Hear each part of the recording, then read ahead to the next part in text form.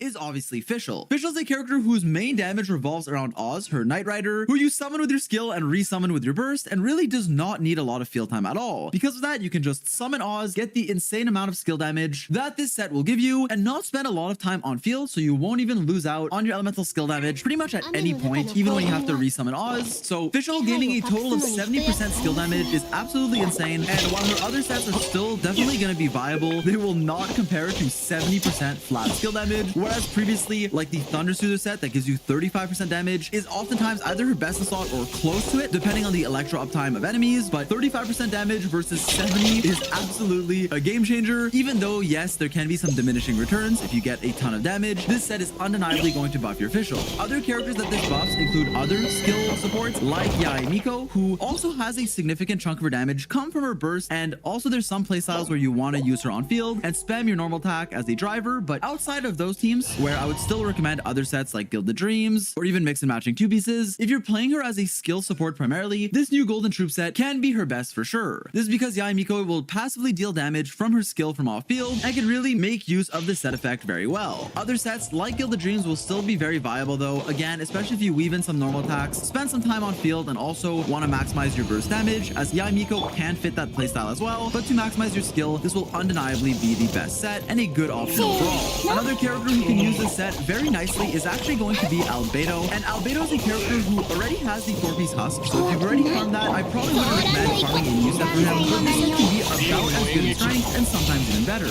In fact, since this set gives you so much damage percent, if you already have a lot of defense, like with the Cinnabar Spindle and with Goro, then this set will be your new best in slot, with the new set being about 5 to 10% better. Again, if you have a lot of defense and are running Goro and Cinnabar, make it a great option, an upgrade to Husk, but not a needed one. As I said, sometimes it can be as good or a bit worse, depending on how much defense and what team and weapon you're running, so keep that in mind. Another great option for Albedo. Whereas if you don't have either Cinnabar or Goro or either of them, then this set will fall short in comparison to Husk, with the still just being early counts, but overall both sets are really good in Albedo, so you have another set that you can use for this character whose main source of damage comes from his elemental skill, passively dealing geo damage from off field. If that wasn't enough, this set can also be good on Dea if you want to use her as an off-field support, primarily maximizing her skill damage. Again, Dea is a character who can be built in many different ways and isn't the most impressive damage-wise, but if you want to spam her burst, I still recommend going for Emblem for a ton of energy and some burst damage, or even the new set that came out for her, but you probably have a better Emblem set because it's Emblem. But this new set can kind of help enable another playstyle where you're focusing on your elemental skill and its damage from off field. Even though it's still not going to be that high, it can be a viable way to play Dea and use this new set on her. On top of that, you can also make use of this 4-piece with a quick swap character who wants to use their skill. An example that comes to mind is Hazo. Now Hazo obviously has a lot of other sets that are better, especially as like a main DPS, but if you're playing quick swap, you can actually put this set on him just to maximize his skill damage, which has a really high scaling when you do fully stack it up, and it can be the best in that role. Now for a lot of other characters though that do deal good skill damage, a lot of times they want to be on field or have a better set. For example, Al-Hytham, while he can definitely make use of the 2-piece set of Golden Troop, and the 2-piece effect is actually really good. For a lot of characters, if you want to mix and match 2-piece sets, if you want to play Al-Hytham, he's obviously going to be a main DPS that requires a lot of field time, which means that the 4-piece set won't be something that you can capitalize on Al-Hytham, so I wouldn't typically recommend going the 4-piece unless you just have better substats than Gilded Dreams or Deepwood. With that in mind, the 4-piece is honestly going to be better than you might think, even if you can't make use of the second part of it, because you get a lot of skill damage, so while it's not as good as 4-piece Gilded Dreams, it can be about as good or sometimes better than mix and matching other 2-piece sets, so a viable option, with its 2-piece also being very flexible, even on characters that want to be on field, like Al-Hytham, that rely on their skills damage. Overall though, I do really like the 4-piece, especially on Fischl. I think it's absolutely broken for her, and a big buff to an already amazing character, while also being great on Yae Miko, Albedo, and the others that I mentioned throughout this section. Oh, and also I'm recording this a bit later, which means that the 4-piece set won't be something that you can capitalize on Al-Hytham, so I wouldn't typically recommend going the 4-piece unless you just have better substats than Gilded Dreams or Deepwood. With that in mind, the 4-piece is honestly going to be better than you might think, even if you can't make use of the second part of it, because you get a lot of skill damage, so while it's not as good as 4-piece Gilded Dreams, it can be about as good or sometimes better than mix and matching other 2-piece sets, so a viable option, with its 2-piece also being very flexible, even on characters that want to be on field, like Al-Hytham, that rely on their skills damage. Overall though, I do really like the 4-piece, especially on Fischl. I think it's absolutely broken for her, and a big buff to an already amazing character, while also being great on Yae Miko, Albedo, and the others that I mentioned throughout this section. Oh, and also, I'm recording this a bit later, but I did want to quickly mention Nahida as a potential option in certain teams where you're using her from off field and don't need Googler memories. For example, the Aggravate team that's focused more on your electro damage. While I still still recommend generally building your Nikita with either Deepwood or Gilded Dreams. You can use the Golden Troop set in this specific scenario to maximize your skill damage from off-field in a team where you either don't need Deepwood memories or already have it. It can be a viable option for Nikita, not what I recommend farming for her compared to Deepwood and Gilded, but again, can be good to maximize your skill damage in something like an Aggravate team comp. And with that out of the way, the second set that we're going to talk about is actually one of the most unique and weird sets we've gotten, which is the Marie-José Hunter. Now, I don't know how else to pronounce that because I speak French, I'm sorry. But what this set does is give you 15% normal and charge attack damage on the 2-piece, making it a viable 2-piece set for a lot of characters that want a normal or charge attack. But the 4-piece is where things get interesting, as it will give you 12% crit rate, stacking up to 3 times every time your HP goes up or down, increases or decreases, for a maximum of 36% crit rate, which obviously is the equivalent of 72% crit damage, so it's a lot of stats. Because of that, the sheer amount of stats that it gives you can make it a great option on characters who will either take damage by themselves or can maybe passively have their HP changed from an external source. Now, while I think this is a set that is very clearly designed for Part.10 characters, future characters that we might get, probably I assume Linny, if he changes his HP or takes damage, or can be used in Burgeon or something like that because he's Pyro, but maybe another future character who'll either deal damage or heal themselves, or your active party member. It's hard to tell exactly who as of right now, but it is very clear that this set is first and foremost going to be a Part.10 set, on top of being good with some existing characters, which I do want to talk about. So keep that in mind for future characters. This set definitely is very interesting, and for the characters we have right now, there are mainly 2 things I want to talk about. First of all, there can be some niche uses like Burgeon teams, where you have an on-field character who's taking a ton of damage from your own Dendro cores exploding, like for example Ayato in a Burgeon team, where this set can actually be a viable and strong option. Other options include if you're like maybe purposefully taking damage or running a healer on very low healing with good uptime to ensure that your HP always increases or decreases, which can be weird but maybe viable usage of the set, with its main selling point being these characters who can deal damage to themselves, like Part.10 characters or Shao, who we have to talk about. Now, yes, it pains me to say Shao has another set even after spending my life savings on building a good 2-piece.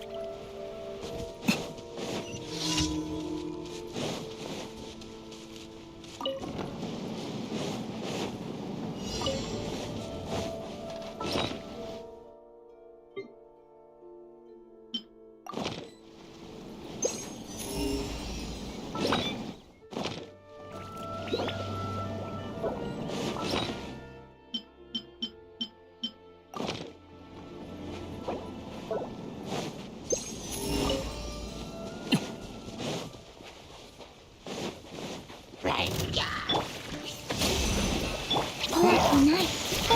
断罪の名において。もらった。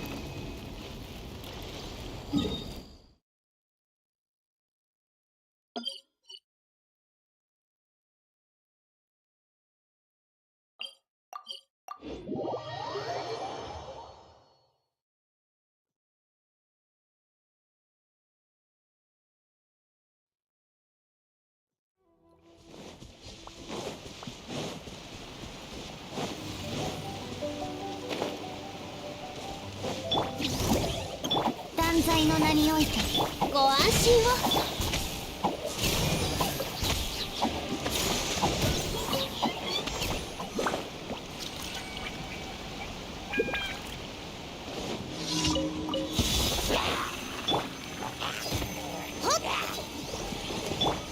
動かないでね。ソーランダ憩い。お嬢様の仰せのままに。深海の加護。理論の演劇。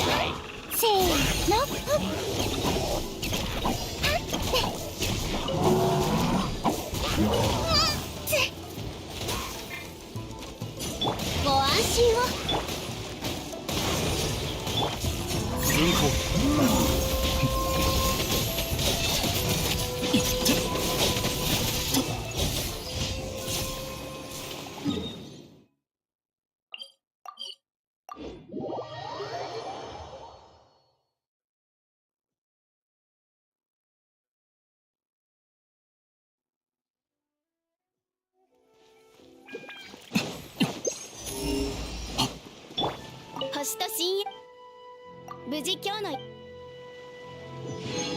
星と深淵を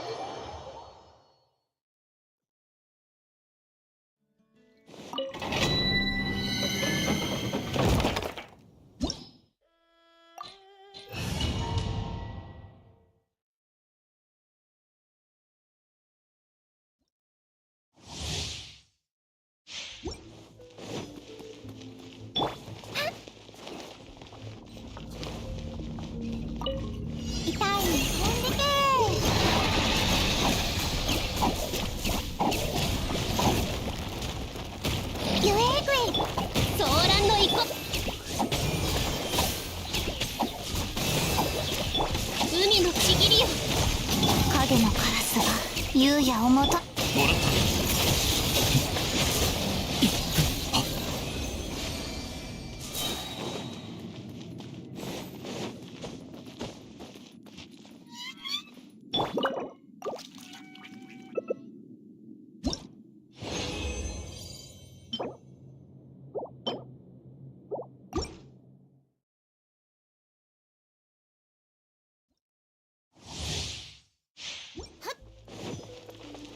行きましょう。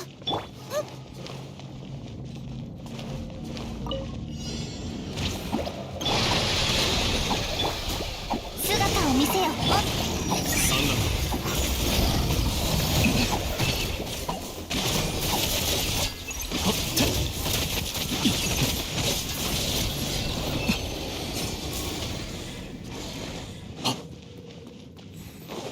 三段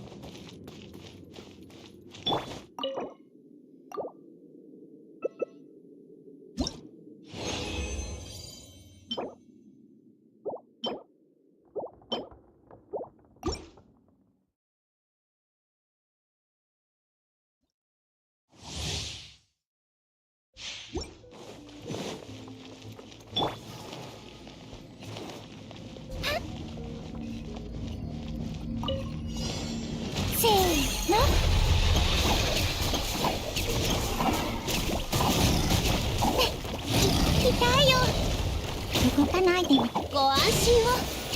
断罪の名において。